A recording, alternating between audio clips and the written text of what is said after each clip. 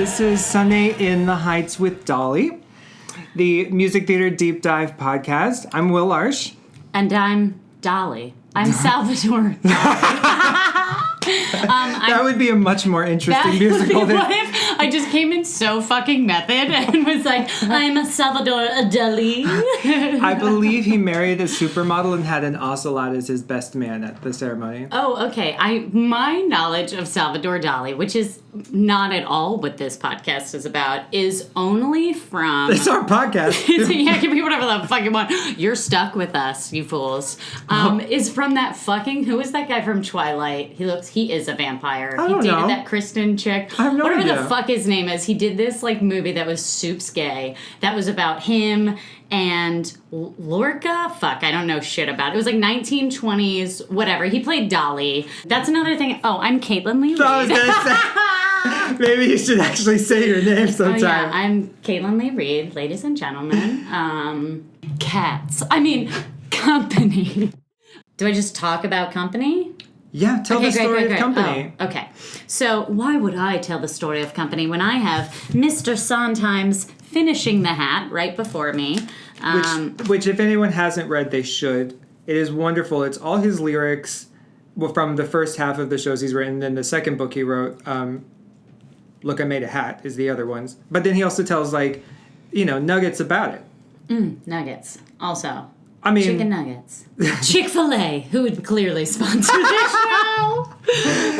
They closed on Sundays. Oh, yeah, that's true. Just so they could daddy work. Look how Elaine Stritch's name is bigger. Yeah, they were like, okay, so Dean Jones? That was his name. For real? Somebody. Oh, wait. I have so much shit on Dean Jones. I'll get there. But so in this OG poster of Company, which was also on the laser disc or whatever. Yeah, it's got an awesome logo with all those circles. Great logo. And then right before Company, I guess Dean Jones says, Hal Prince has top billing. But Elaine Stritch is right over Company. And it's Pam Myers, Merle Lewis, the tiniest and you've ever seen. And then it's Elaine Stritch. And she's you're going to make that 2 points font that's bigger than everyone else. That's what when you're on a sitcom, but you're actually kind of famous, but you're not the star. And so it says guest starring or with. And it's right at the end. Also. Yes. Also starring or Nell Brooks? No, what was her name? No clue. I just thought Nell of Mel Carter. Brooks. I just thought of Mel Brooks if he was a drag queen. And he was I'm going to be Nell Brooks. And he only did Nell. That was his bit. Mel Brooks is she could pay springtime for Hitler. Love it. But look who's also in it. One of our... You are not allowed to get into my notes. Look at my I'm not in your notes of people. I have... We will get to Donna and the whole TikTok situation. I got you. Okay, so Company, which opened in 1970, very important. It was a new decade. We had just come out of Hair. It plunged us into this whole new world of theater and what musical theater would be now. Sort of abandoning Daddy Rogers and being Rogers and Hammerstein, I learned from you at the piano and all that shit. If you don't know your Sondheim history, I'm sure this man right here, that was a 5-second just whatever. You know Sondheim. It was Hammerstein. Was it Hammerstein? It was not Rogers. It was No, but so he talks about, bitch, I know I guess he meant Rogers too, and Hammerstein. Right? Yes. Hey, it's your story. Yeah, I know nothing about cats, so I don't know what my interjections are going to be, but they're going to be the least helpful thing ever. Do you know anything about Sarah Brightman? Her teeth, what I know about her is dentures, or what are those chiclets? What are those fucking things you put your caps on your teeth? You know what I'm talking about? We said we would not speak ill of the living. Oh shit, she's alive. Didn't even know. That's alive. How little I know about Sarah Brightman. But great. Get it, bitch. She was the soprano of all sopranos. She still is. Oh, okay. You know, she was almost the first person in space for space tourism. That's true. Of course I knew that. I know only about her chiclet teeth, but space Of course I know that small fact. For space soprano, yes, You may of think course. she has chiclet teeth, but they're some of the best teeth in England, okay? Oh, well, whatever she was doing. I remember reading this article once that someone, like, Die Hard was like, oh, well, of course her soprano is great. It's bouncing off those teeth that protrude or something. Like, that was what was giving her this ping. Like, forget the placement. She was like... Well, look, Kevin has a master's in vocal pedagogy. Yeah. Is that how true? it works, Kevin? Check the teeth, yeah. Great. Yeah. Everybody's doing it. Okay. So, company. So I'm gonna like hit you with the facts of like what the Wikipedia page says, just as like or whatever. So I will say that Karen and Georgia admit Wikipedia, so it's okay. Don't feel bad. Karen and Georgia, thanks, girls. That it's a great way to get out of responsibility for any mistakes you're about to say. Oh yeah, like it should also be known that it's kind of ridiculous that I'm like in our episode talking about a Sondheim show because again, this being a visual medium, as you can see, Will has Pacific Overtures. I do on his arm. I have 4 Black Dragons. The last few lines of it, not only on my arm, but I have it in as a tattoo. Yeah, I'm not just holding it, but it's Sondheim's hand. He sent me the original so that I could get that tattooed on me. And I remember I saw his assistant, who I believe is also named Steve, once when I was hanging out with my friend Kim Billington, who has done the lighting for over 100 Broadway shows, including Sunday in the Park with George, the animated version that they did 10 years ago. It was amazing. Cried my eyes out. And I saw him and they go, that was one of the, you asking for that for a tattoo was one of the weirder requests that Steven has ever gotten in his emails. And I was like, well, I'm sorry. I didn't know. I felt bad or something. And, I'm calling bullshit on that. Like, I can think of a way weirder request. Do you want me to email him with the weirdest request ever? So I would like that. The cake. Okay. I would like that. I'll think about that throughout the show. We'd like you to guest star on Daddy Dating. Daddy Dream Date. Yeah, also, Star For Steven Black Sondheim. Dragons, can we discuss the title of that song? Because I don't know fucking Pacific Overtures that well. It's not a metaphor. Okay, They think they see dragons. Oh, okay. I don't know it that well, but it sounds like it would be like the last level of... What is it called again? What am I plugging? Daddy Date? Or whatever. Daddy Daydreaming. Daddy Daydreaming.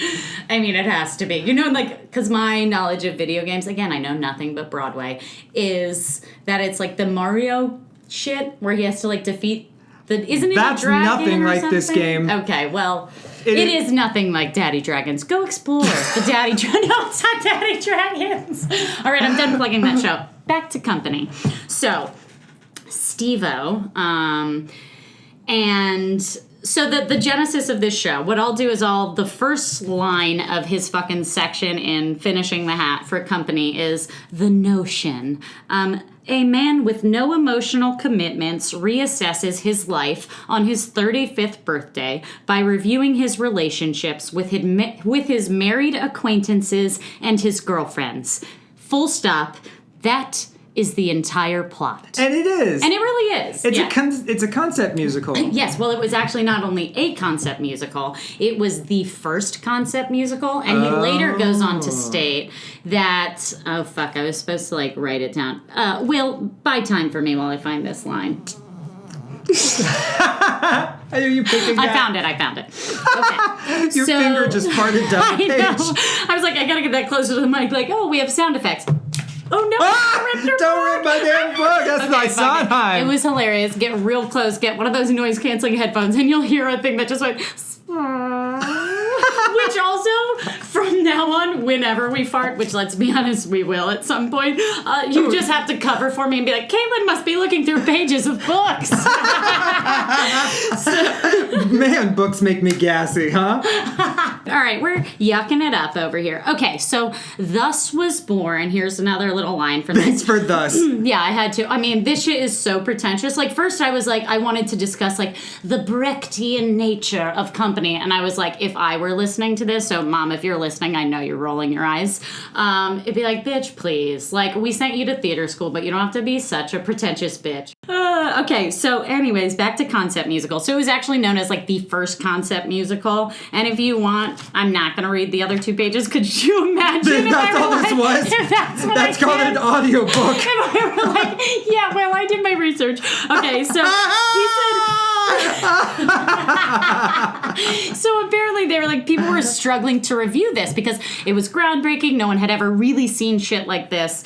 Can you explain what a concept musical is? Okay. So concept musical is like, we were coming out of like the age of Rodgers and Hammerstein and that like golden age of musical theater, and people were playing with form towards the end of like the 60s, and I'm sure before. But, you know, let's just go to, like, the old standard, Oklahoma. Okay, L.A. So in 1943, they're like, here is the book. We integrate it with musicals. Whereas, like, heretofore, like, if we're talking fucking way back in the days, it was just like, let's send the dancers on. And then the singers. Yes. And then, like, we've got a kid who tells jokes. And, like, that was a musical because it was singing, acting, and dancing. And then Rodgers and Hammerstein were like, fuck that. I'm sure they were just sitting around like, oh. Which is funny because Hammerstein's father wrote Showboat, which I'd say is a precursor to all this. Totally. I am doing like Brent Wagner, if he is listening, even though he's withholding my paper, he may be like comparing notes to whatever I'm about to say. Like, wow, she wrote a better 25-page paper than this podcast she's doing. I believe you spent more time on that 25-page paper. That is fair.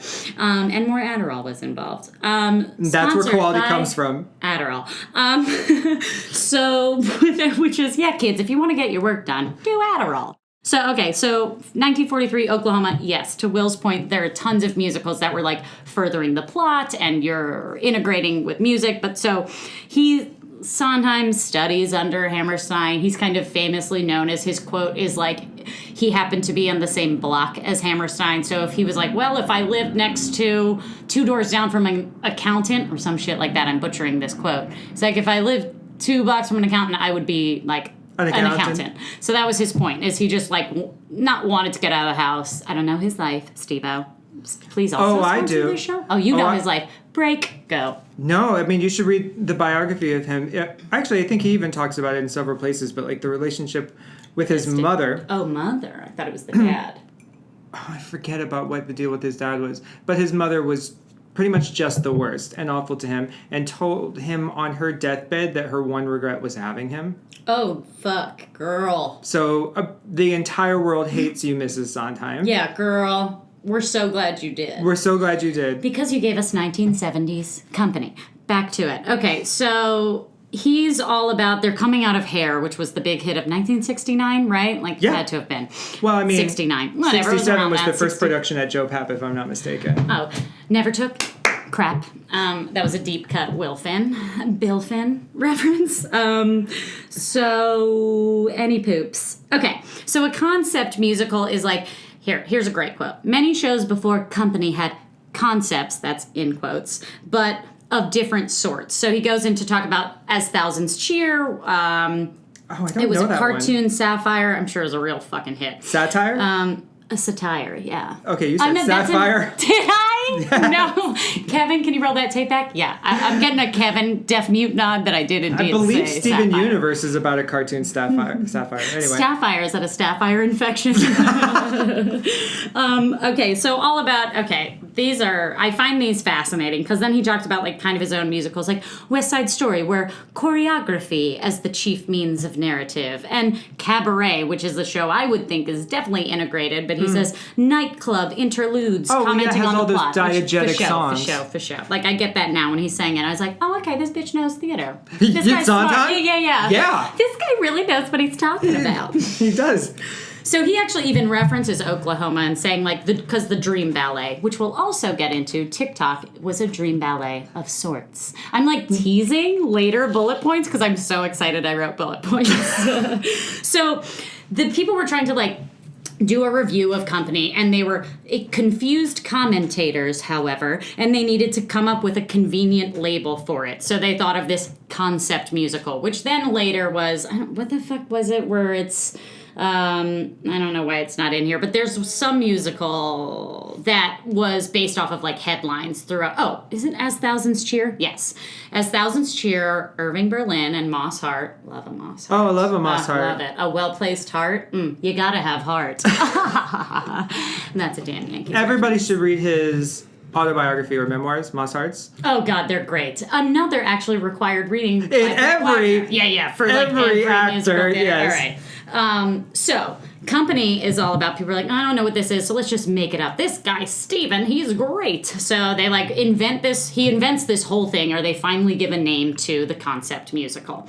And one of my other favorite things, I didn't know how to like start this off. Here's it. I loved this one. I found this LA Times article that was talking about the whole original Broadway cast came back to like Long Beach, I think it was, and they performed this. Long Beach, California? Yeah. And they did like a concert of it, and everyone was like fangirling over it because this was 1993. And so the opening line of this kind of review of everybody coming back and performing this was, okay, Company. It's among, quote unquote, the most revered and least revived of musicals, remarked Angela Lansbury. Which, like, in 1993, like, I guess, because it was like 96 was when they did the Roundabout. Yes, Roundabout did it. Which is a great production. Fab. And then later, of course, John Doyle's in 2006. Also great. I mean, phenom. And actually, Steven kind of like, Steven, we're on a first name basis. It's good to know, Steven, if you're listening. He remarks about, like, he was like, the remarkable production on Broadway in 2006. And then he again puts in his concept, so further conceptualizing the concept musical, deep levels. It's concept musical inception. What a great concept. Mm-hmm. Conception? Oh, no, that's a different thing. Brought to you by Planned Parenthood. Do you want to get political again? Because I do. No, okay. Noping out. Okay, so in 1970, and it was at the Alvin Theater, which I first was like, Alvin. No, I did way more. Proves that I'm more of a gay man than you, or just more of a nerd. I was like, Alvin. Do you know that, like, Albert? Everyone write to Will. Is that Little Abner? No, bitch. I love Little Abner, though. Girl. Because that would be a better than one. If I had my druthers. I'm not going to fucking do Little Abner right now. I'm obsessed with that show. All right, so you just know what your next show is. Yeah. Yes. Oh, no, I would love to. I'm done. I'll commit to That'll bring in the audience. Yeah, everybody's fangirling over Little Abner. Okay, so I was like, at the Alvin Theater, and I'm like such a bitch, as you'll find out, or probably have already discovered if you're listening. Mom, yeah, I know. We'll talk about that offline. So it was at the Alvin Theater, which I was like, ugh. I was like, Alvin, what the fuck is that? And I was like, I bet it's like the fucking American Airlines Theater now. And I was like, one of those like disillusioned theater. And then I actually found out, so I did my diligent Googling, and I found out, this is a Playbill article that was telling me the Alvin Theater opened in 1927. Get ready for it. And it hosted the star-making debuts of Ethel Merman. What? Yes. Wait, and who else? Who? Liza! Yes! In what? In Flora the Red Menace? No. Was it the Rink? No, Rink is what she won. Was Flora the Red Menace her debut? Rink is what she won the Tony for. I feel like she did something small before Flora the Red Menace. Yes, they just kind of put her in, and they're like, let's just let Liza do some Broadway and see if it works out for her. Like Judy was just like, hello, can somebody please put Liza in a show? Just be Judy Garland? I've been trying to just be Judy Garland my whole life! Oh my God, wait. And that's what she said. Wait, if we're doing Judy Garland shows, I have to do an aside, which is what Elaine Stritch did during At Liberty, where she talked about... That's what the show is. Yes, exactly. A million asides put together. Yes. So, because I went back to watch just parts of Elaine Stritch at Liberty, which obviously, if you've made it this far, like, you can feel this, like, good luck trying to watch just, like, 5 minutes of At Liberty. She's a fucking genius. So I wound up watching the entire show, convinced that she would, because she like, some mud will be flung tonight, that shit. That was a deep cut Bette Midler reference for only old gay men, just like me. If you go back to the bathhouse, congratulations on living this long. Oh my God. Honestly, if you did, email me and tell me all about it. Call me. Tell us how you didn't. Guest spot on our next show, and we'll actually shut the fuck up and let you talk. Honestly, I would love to hear people tell stories about, what was the name of the bathhouse? It was like the Continental or something. Yeah, wait, it was because it was the one on the Upper West Side, right? Back when you could do Which is just amazing to think, like, in the Upper West Side. It was called the Gay Alps back then. It was like the neighborhood. Oh, is that like, because you know the Dakota, this is like a fucking fun fact. I told you this. Did you? Yes. Okay. That the Dakota is called the Dakota because before like the subway and stuff, the streets where the 70s are was so far away from town that it was like going to North Dakota. Or South Dakota. or South. Let's not forget South Dakota. That it never gets enough representation, you know? I mean, I hear Mount Rushmore is where all the gay millennials are going these days. Concept musicals. Okay, so the Alvin Theater is actually this. It was then renamed, and there's like, I'm going to get emails from people that are like, yeah, bitch, I can't believe you didn't know this. I didn't know this. Yeah, I didn't know it either. And it has, built in 1927, it has 1,428 seats, which probably have like been Can I shit on like fat Midwestern tourists that go see Broadway shows? No, that'll be our base. That would never be the base of this show. Well, I'm sure enough of them are dead. Just shit on the dead ones. Okay, so all the dead Midwestern tourists, I was just going to make a comment like it's probably like 1,200 now to account for, the fat fucking tourists that come in and the tiny seats, when they redo it, they always make them like... Do they really? Oh, yeah, because they have to make room for the I've wide always berth. thought that the biggest mistake that theater is not having the same kinds of seats as movie theaters. Oh, you want a full I want you full want recline. a lazy boy? I do. Wouldn't you rather sit through, Henry IV Part 2 if you knew you could do it in a recliner? I wouldn't. And I've read all of the histories. I wouldn't want to sit through Henry IV Part 2 for anything. What about Part 1 with Hotspur? Sure, yeah. Yeah. I didn't say Part 1 I was against. Okay, so the longest running show. Now I'm just spouting facts about the Alvin Theater. I just thought it was really Hotspur fun. might be Part 2. Anyway, go on. Okay, longest running show there. If you had to guess, you could never guess because it's a show I've never heard of, which makes Is me it a bad local person. show? Because this is California, right? No. This is the New York show. So wait, there's an Alvin Theater. There's an Alvin Theater. It no longer. Remember, I thought it was going to be like the American Airlines. I thought you were talking about the theater they did the revival in Long Beach. Oh no, that was like 3 ADD stories ago. All right. That was just I wanted to do the Angela Lansbury thing and talk about how funny it was that she talked about. It was like someone was reading that article and was like, "Fuck you, Lansbury! I'm gonna do a revival," and then everybody just did revivals. Not only that, Ms. Lansbury should know the actual least revived Sondheim musical is Anyone Can Whistle. Is it more so than Pacific Overtures? Okay, so the longest running show there for like almost 15,000 performances was this show called Wings Over Europe. Never heard of them. Don't know what that is. 15,000 performances. Yeah, well, 14,974. Like, you just couldn't keep going for 26 more. Like, just keep that shit open for like 3 How is more that weeks. not like a big... I know. How it's is that gotta be a not fact. trivia, a history? I don't know. I'm sure it is. So then it became the Neil Simon Theater in 1983 Right. because he did, Brighton Beach Memoirs was open there or some shit. Now, Neil Simon has passed, and I can say that I hate him. No, I'm not getting into that. I'm the one. Don't. I'm the one. You're that one. But I'm also the one person that likes Spider-Man the musical, so you may say everything that I say with a grain of salt. Okay. You may say everything with a grain of salt. I stand by it. I said it. I meant it. It's frozen. Say it with salt. The show is frozen. Yeah. Okay, do you know the Ethel Merman? Speaking of Ethel. So, I don't know who the fuck it was. I don't know what this show was. Again, Brent Wagner, I'm sorry. You taught me this. I just don't remember. But somebody came backstage to Ethel Merman the opening night, and the show had started. I think it was maybe even like at intermission, and he was like, he had rewritten a show or something, or rewritten a song, and he was like, "Ethel, I figured it out. You gotta change this song." And she goes, and she just looks at him, and she like won't even take the sheet music, and she goes, "Call me Miss Birdseye, but this show's frozen." Which, if you don't know Miss Birdseye, which I hope would be a sponsor of this. It's just Birdseye. It's yeah, I think it's now Birdseye, but yeah, she was Miss Birdseye. She's a lady. She's a dame. The Green Giant and Miss Birdseye. Yes. Brought to you by vegetables. Yeah, vegetables, vegans. It would be great. Please sponsor us. So, anyways, Ethel. All right, fucking company. Let's get back to it. Stephen Sondheim. Okay, so Stephen gets it was originally titled Threes, which I want us to all take a minute and imagine if it were like phone rings, door chimes, in comes threes. Or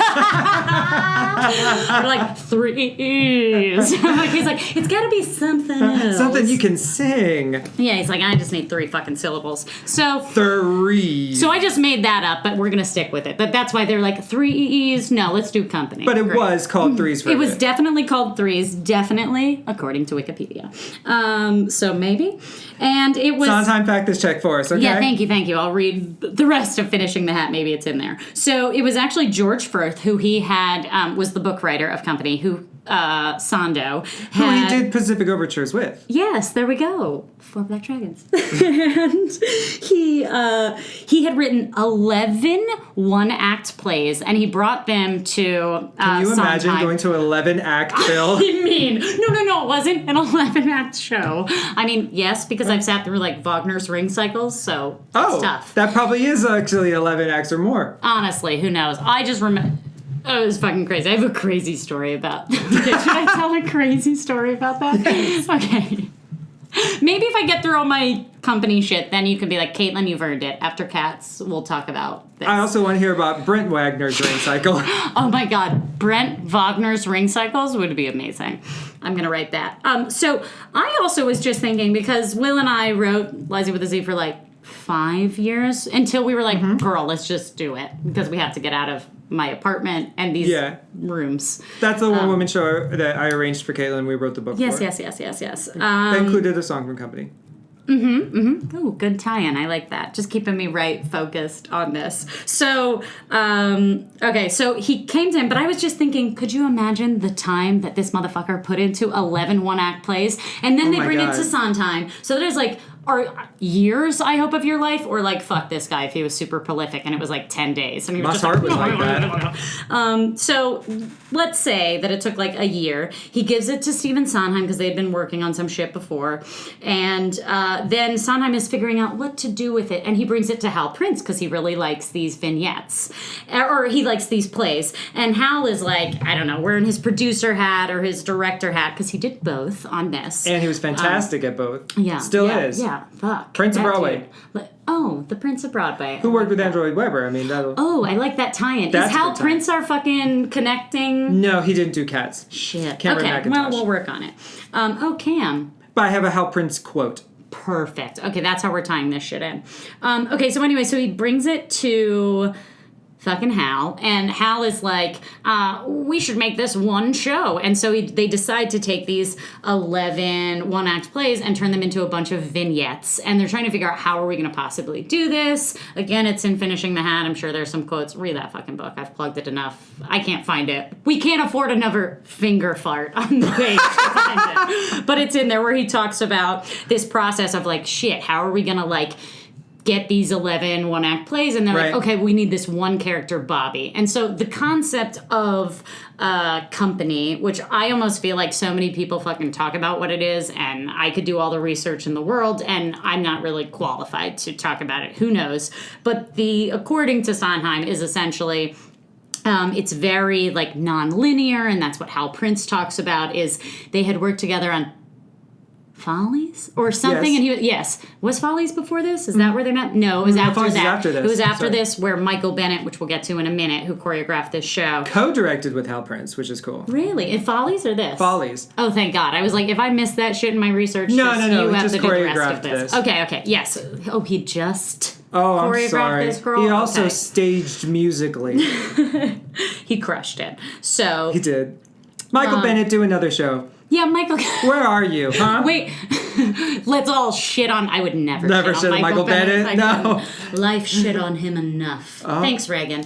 Yeah, not funny. Reagan, you're a piece of shit. Yeah, fuck. Okay, I will get political for a minute and just say, like, totally popular opinion? Fuck Reagan. Okay. Yes. Back to... If you're a big old Reagan fan and you're listening to this podcast... What the fuck are you doing? Like, you're going to be disappointed. Yeah, like, get thee to InfoWars or whatever the fuck you do with your earpods. Oh, God, don't plug InfoWars on my podcast. Ew, I just, like, learned the name of that by watching. Anywho, so, okay.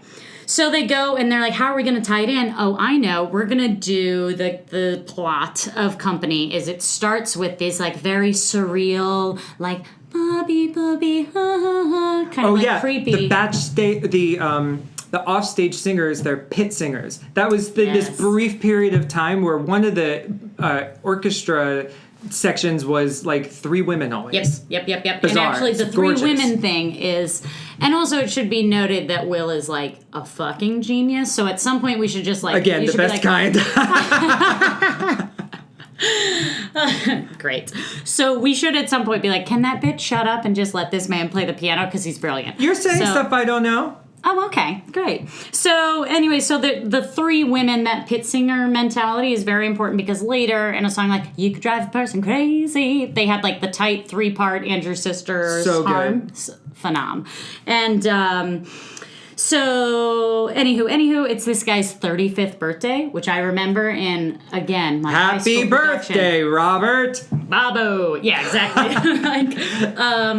It's his 35th birthday, and he kind of comments, Stevens, Oh my god, I'm older than that now. I know. That's what I was saying. When I was like shit. 16 and doing this show, I was like, 35. How could I ever relate to these people? I'm like, she pushing it. So When I was 16, I behaved like a 35-year-old, so when you were 55-year-old. when you were 16, you were like fucking 35-years, right? No. He wasn't? Oh, you mean when I was 14? Yeah. You were like so aghast at that. Like, never! I was 14 when I fucked. There were 3 years of high school that were quite dry, that's all. But when I was 14, the handyman taught me some things. You know, my condolences to your 16-year-old asshole then, that it wasn't getting like just plowed by the handyman. Anyway, It's that kind of show, kids. You know, it's there. But so is Company if you direct it that way. Yes. That's what a concert musical can be. Yes. Whatever you want. Exactly, which is, okay, so in Steven's thing is he was like, this could happen in like a blink of an eye. So it starts with like these candles and the birthday cake, and you're like, happy birthday, Robert, like, and they all like blow out the candles. And he's like, Company could take place in an instant when he is like about to blow out that candle, or when he walks into his apartment and he's like alone and he realizes, shit, I'm 35, it's my 35th birthday, and then it all just comes flooding. You know, you can have like super fast, how you fucking like wake up from a dream and you're like, oh, I must have been asleep for 8 hours, but it's been like 5 minutes and you have like the longest dream ever.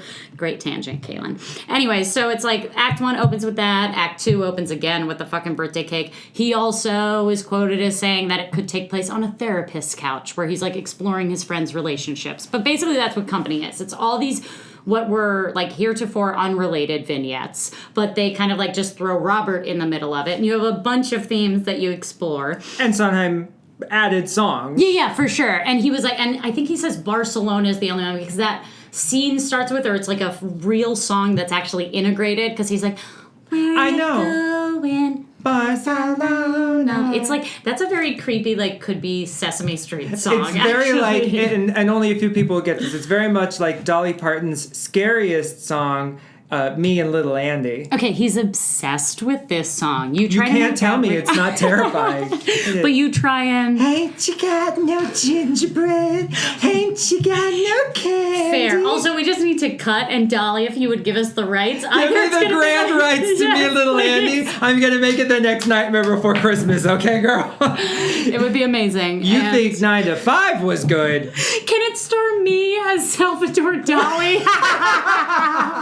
Okay, full circle. So my bullet points about the show are as follows, because these are some of the themes. So Kevin's favorite is my first one, for obvious reasons, which is just all caps, gay, question mark.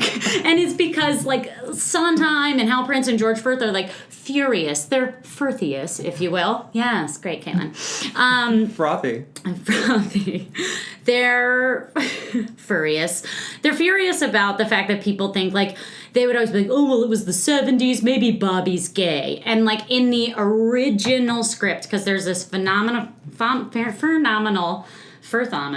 article that I found about this, like, gay guy who just went after it somewhere. Because you can interpret it so easily, if you wanted to. Bobby's problem with not being able to pick a woman is because he is gay. And so there's this great article that I don't know who S is, but S. Woody White wrote a whole article. And actually towards the end, the last page, part 6 of this fucking, like, probably 30-page article, he goes, all right, I'll admit to having gone on a bit more than even I was planning, which is how we should end all of our shows, actually. That's not because bad. I was getting to the part 6 and I was like, S. Woody, I need you to wrap it up. like, let's get to it. So he talks about. But you read it all, so good for you. I did read it all, and it's phenomenal. And if you've gotten this far, like, and you want like a linear like deconstruction, what he did is he had a. Are you telling people if you wanted this done better, go read this article? This guy's article. If you wanted me to do a better job of what I failed all of us by not doing, read Woody White's article. So he does a great deconstruction because he somehow got a copy of like the original script. Like maybe he was fucking somebody in the chorus. Who knows? No, Sondheim's nice about that sort of thing. Oh, really? Oh, yeah. If you want to do research with his thing, well, hey, he gave me the copy, the handwritten copy of Four Black Dragons. So this guy went like painstakingly, line by line, with like after the '96 revival, or maybe I think it was '96. He went that line webpage by looks line. like it's from '96. It is. Sondheim.com, you mean? Putting it together since 1994. So there we go. That's their tagline. And you know what? I've been on that website many times. Thank you, everyone who's been involved in that, for having it and keeping it online. It's a pretty great thing. Oh, I thought you just humble bragged about yourself. Like, oh, that website, I've been on it many times. Like, they're such a fan of LLO. Lesbian Love Octagon. Like, they're huge fans of my work. Okay, so anyways, and one of the themes that he explores and many people explore and he kind of, like, shoots down was Bobby gay, which is just lazy. But in the original script that they then, like, reinstated, I guess, for the revival, and they made it, and certainly in the 2006 Doyle production, they go like way over the top because Raul Esparza, like, he getting it. Well, Raul Esparza is Mo. He's bi. Oh, he was married to a visibility. woman, but also with a man. He had two throuple? relationships. Like I wouldn't say throuple time? because it was more polyamorous. Oh, I like that. Okay, thanks, Raul. It's in the newspaper. So you go look it up. I don't. Do you think I do research? You had to like force me to look shit up in the newspaper. I'm sure you had to look at some microfiche to do this. I did. Oh, I'm sorry. SAT word that you just fucking dropped on everyone. Perspicacity. So I am here to shoot down the gay question mark, but I did find a whole other article. And so is Stephen Sondheim. He's like, motherfuckers, that's the whole point of the show. Why would we possibly write a show that was like gay? It's too easy. And they had written I can't remember what it is. I'm sorry. Contact Woody White to find out, or read his article to find out what it was. In another show, he had done something that overtly discussed being gay. And so his point is like, Sondheim's fucking gay. If he wanted to write a fucking, he would have written it like that. Shut up and let's all like think beyond that. Like, what a weird scapegoat. So and I'm then here in the to shoot that down. 2006 version, remember? They made it way more overt. And the guy like hits on him. Yes, and he like accepts it, but he kind of is like, So the whole point he says, I did some stuff when I was a kid. Me too. Yeah. Oh, well, as we with know, the handyman. 14, apparently. Jeez. So my puritanical judgment was right there.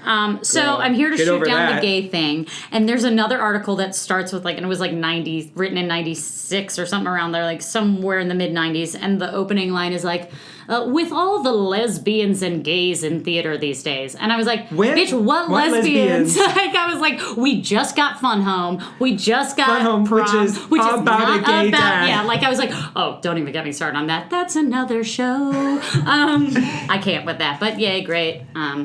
Fabulous. Anywho, so he's not gay. Let's move on from that shit. Next bullet point is drugs and alcohol, which I kind of wanted to bring in my girl Elaine for it, which... Oh, she knows drugs and alcohol. Yeah, what if I were like, and I wanted to bring my girl Elaine in, and then Elaine Stritch just starts talking, which also I won't shit on her. She's dead. She did, I know, so I won't shit on her. Well, I wouldn't shit on her anyway. But what if just the ghost of... I could the never... ghost of Elaine Stritch? Honestly, I would shit on her. She'd be so down with that. If Elaine Stritch was like, shit on me. I would shit on. I would do whatever she wanted. If she wanted to communicate with me somehow and have me goddamn it, shit on me. If she wanted me to shit on her grave right now, Elaine's ghost, please contact me in Subway. Give me a signal that you want me to track down your To all of her fans, she's left one request for us now that she's gone. She wants you to go to her gravesite and take a big old dump on it and say, I love you, Elaine, I love you. You were great on 30 Rock. Here are 30 Rocks for you. Yeah, I hate that. When I have to be like, Elaine Stritch, and people are like, what? And I'll be like, ugh. Did you watch 30 Rock? And they're like, yeah. And I'll be like, Jack's mom. Moving on. Yeah.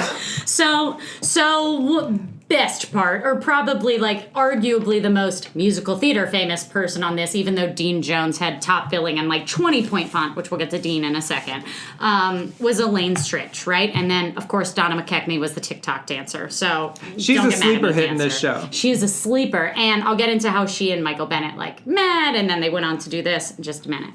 So Elaine Stritch is probably the most famous song from this certainly would be Ladies Who Lunch, right? I would say so. Yeah, and I would say because it is not only is she a fucking genius, but you had in 1972, you had D.A. Pennebaker's, that's me flipping through my pages of notes. D.A. Pennebaker did a documentary, which if you've stumbled upon this, you probably know because of John Mulaney and those SNL guys did which is the so IFC, which is phenomenal. Like, honestly, I love Us, but if you haven't seen it, pause. Go watch it. Maybe come back, or you're like, I don't know. The about details, those two. they look like the original It's cast. so good, guys. It's documentary now, which is the IFC. The IFC mockumentary. Yeah, they parody, but like loving parodies. Loving parodies. Oh, and the Marina Abramovic one is really good. I think it's called like Waiting for the Artist, or The Artist is Not Here. Oh my god, yes. So good. That. All right, so I'm so glad we plugged that. IFC needs it, Seriously, you really should be hiring us to make one. Yeah, what are you doing with your lives? So, although I haven't seen enough documentaries. Fair. So Elaine Stritch is in it, and in that documentary, which is great, and if you can track it down, I couldn't. There's some of it on YouTube, and they. That's also something you have to watch in music theater school. 100%. That's the teacher's hungover. Yes. So today we're gonna watch the DVD. They roll in like the giant thing, like from third grade. So in it.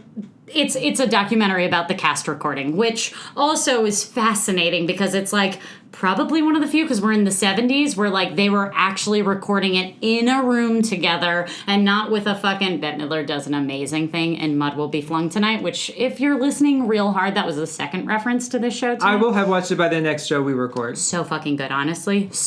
It's so fucking good. Just at least listen to that number. So in that documentary, they were recording they're all recording in one room, which is amazing. But and they have with like one day, right? Yeah, so they were supposed to do, maybe it was multiple days, but they were supposed to just do it all in like one day, to your point, and have the orchestra there, which as we all know is not at all how it fucking happens anymore. I'm gonna be super gay right now, super lesbian right now, and I'll be like, one of my favorite quotes is Ani DeFranco when she says, we used to make records as in a record of an event, the event of people playing music in a room. Now everything is cross-marketing. It's about guns or drugs or shoes or something. I kind of stopped listening because I was like, ooh, that's brilliant. So I love that line, and I just like, that's what used to be. And that's what this documentary was. Anymore. Not at all. It's like, you lay down a track, even when Will and I record shit, it's like, I have to be in a soundproof booth when I'm singing. Yeah, we don't want bleeding from my mic into your mic, because what if we need to auto-tune you? Yeah. What if I need to redo 5 notes like I did that one time? Yeah. Stop. So so Steven comes up to Elaine Stritch, like the fucking orchestra is sitting there, and this bitch is obviously drunk. We love you, Elaine. Like, no, but she was all the time. And she admitted to like she had a very strong alcohol problem. In the 90s? Maybe. Yeah. I mean, that. I just watched At Liberty. Yes, that is correct. She like got sober, and then at Liberty she goes into all of it. Please also stop watching this and go watch or listening. We understand we're 2 sober people. Yes, we are 2 sober people. You have so many more years on me. What do you have? Quit falling off the wagon and you'll catch up. Fair. Don't you sell me out on our podcast. I'm 10 this summer. Get it, bitch. Yeah. We gotta do like a party where we get where wasted. I sabotage you. That would be great. Okay. That's how we're like Karen and Georgia. Yeah. So Elaine Stritch. So Stephen Sondheim walks out, and the orchestra is like furious because they show it. They record it until like 3:30 in the morning or something. And Stephen even says to her, take after take after take.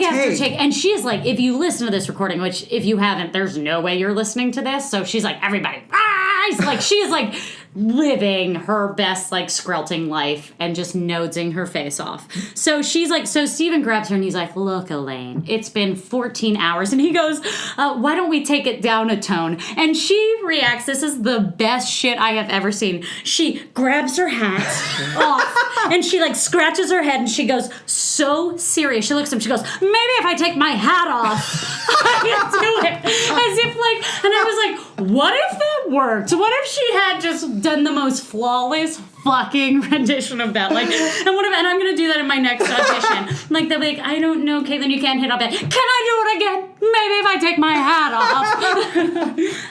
Maybe that would work. So I'm obsessed with that, and I'm gonna use that from now on whenever we record anything. Who knew that was the trick? That was the trick. That was like, oh, of course that works. But did it work? No. So they then no. So then he's like, we're just gonna make the orchestra lay the track down. So very much like how we do it now. With that really cool, like, electric clavichord sound that they've got. Oh my god. And that studio, gorgeous. Gorgeous. Like, I want everyone to pretend, if you have seen it, that Will and I are dressed like in 70s garb and we are recording this in that room. Well, it's 60s, 70s because it's 1970. It's know 1970. What I mean? Yeah, that's true. So you still had the clothes from 1960s? Like, they hadn't left the closet. Turtleneck. Yes. And most importantly, we're all smoking to fill the time in our lives for no other reason. We're not having Nick fits or anything, but we cannot stop smoking. Oh yeah, actually great segue. So she's also smoking a cigarette while recording this, as you did. To be fair, that's how you get the Elaine Stritch timbre. Oh my god. That's where it comes from. Yeah. Also, thank it's you not for just saying the that nose. right. Have you ever heard someone who's Say like timber? And I'll be like, I'm out. Like, we're done here. I know we're shitting on somebody who's still alive who have said timber. So if you're doing this, we want to be the safe space for you. Safe space. Like, if you were saying the word T-I-M-B-R-E. I think it's R-E. It's R-E, girl. It's R-E. Like theater, which we'll get into that debate. But, anywho, so she's smoking, and he's like, we're just going to lay the track down, and you come back. And then they were like, why don't you come back after a matinee? It wasn't even like they gave her, like, a day off or whatever. They're like, come back after you fucking scream your dick off in the show, and then record it. I think they just assumed she wouldn't be drunk because she just came from work. Which was a terrible assumption because assumption. Yeah. Because you're dealing with the lane. I mean, this isn't a chorus line where people were doing lines when they were off stage for any minute. You mean a chorus lines? That's right. Yeah, I had a ballet teacher who was in it, and she said that people would keep Nafrin. Nafrin? Is that what it was? I don't. Oh, that like Afrin. nasal spray. Afrin nasal spray. Sponsored by Afrin. Afrin laced with cocaine. Oh shit, that's smart. And she once went and picked it up, being like, "What's this?" And someone smacked it out of her hand and was like, "That's mine." Could you imagine if he just was that into Afrin? Which I heard it was addictive. It is, actually. Now that's a 70s addiction. Yeah, for sure. Yeah, that's smart as fuck, actually. What's next? Pervitin? What is Pervitin? That's the methamphetamine that they gave Nazis. Oh, okay. That'll be on our cabaret show. Sponsored by Pervitin. Okay, so I think I did the Elaine Stritch thing. Obviously, everyone kind of know I didn't do the Elaine Stritch thing. I could go on for hours. Nobody here wants that to happen. So the last thing I want to talk about, my last theme of company, because what was I supposed to do here? Talk about about the stories? show. Oh my god, I'm the worst. I'm so sorry. We got to flip this around, and you do yours like cats, and then we'll go back to my section because no one will get through this. We're not going to go back to this. Just do it. We'll do another one next week. So, anyways, Dean Jones. This is one of my favorite parts about Company. Is Dean Jones was the original Bobby, and you would also know him from that documentary or the original. I love his voice. Oh, phenom, right? Like when that vibrato, he wasn't afraid of it. I can't do it. It's okay. This is where we cut to Kevin hit it, and then we just play it for a minute. It was phenomenal. So this part was like he had done like movie or in TV shows, so he was like well known. That's why he was top billing. Right. So they're like, oh, we're gonna get Dean to do it, and so they kind of like write it for him, write it for his voice, and then. He opens the show, he's going through a divorce, and he goes, I can't do this show anymore. And so it's like he made it through a month, and that month included like previews and shit. So this was a star vehicle. Star vehicle for him, they write it, and then all of a sudden he goes to Hal Prince, and he's like, I can't do it, it's reminding me of the divorce. Is this also reminding you a little bit of like LLO? Like... Yes. Anyways, we're done talking about Caitlin, so that's for another show. All I know is that it seems to be going around. Actors feeling too much while they're doing the work that reminds them of reality. And yet you always say, I want to do stuff I can connect to. You bitter. You a bitter writer. Okay, so anyway, so he goes to Hal Prince. Sorry. Bitter than you. Apparently asked that fucking guy from Stonewall. Dean Jones goes to Hal Prince, and he's like, look, I can't do this show. And he's like, what? What? And he's like, okay, I need you to open the show so we can get like the fucking reviewers out to hear this guy. He was like, I just need you to open the show and do the cast album. So he does that. He does those 2 commitments, and then he leaves. Thank God we got him to do that, though, so he could be in the documentary. Exactly. And so that's the irony of this, because then, holy fuck, was it Larry Kurt or whoever replaces him goes on to get nominated for a Tony for the role. So he crushes it. Yes. So, like, love your replacements. We love replacements. I didn't know that's a thing, that the replacement can get nominated. Because it was like literally he left right after opening. I don't know if it was that day or it was like the week, but Dean Jones, so that would have been fucking crazy unfair. If this dude who fucking toiled away and did it. So I've often thought that it was unfair that I remember I saw Susan Egan in Cabaret and lost my shit. And I was like, this bitch needs a Tony Award. Not that Natasha Richardson isn't great, but what has she done lately? Yeah, really, what was she? Please write into us on... Do we have to get emails for this so people know to write us in? No, I'm going to tell them the P.O. box later. I love that. Okay, yeah, handwrite us letters. Okay, so the last bit about marriage and divorce. This is an analog medium we're talking about. That's true. That's true. Oh, fuck, I didn't even tell my story that Ladies Who Lunch, I saw Alexis Michelle of drag queen fame do Ladies Who Lunch, and she did it where she... took a shot every time she sang Rise. Rise, so shot. It was literally, and then at the end, Rise, she finished the fucking, like, vodka bottle. And I just remember everyone lost their shit because I was like, because, again, this was 2008, 2009, Caitlin, so she was my personal hero. And I was like, yes, bitch! Oh, my God. It was insane because we were all like, oh, that bitch ain't gonna walk. Like, how is she getting home? We need to see video of that. Yes. Who's got that? Oh, I'm sure that's online. That's gotta be online. We love you, Alexis Michelle. Okay, great. So, is that enough? Do I need to talk about Company more? Because I talked about it for 2 minutes. Okay. I'm sorry for that. All right, Company. Oh, girl. Hey, everybody. Thanks for listening. Don't forget to subscribe to our podcast, YouTube, and Instagram. And write to us at sundayintheheightswithdolly@gmail.com.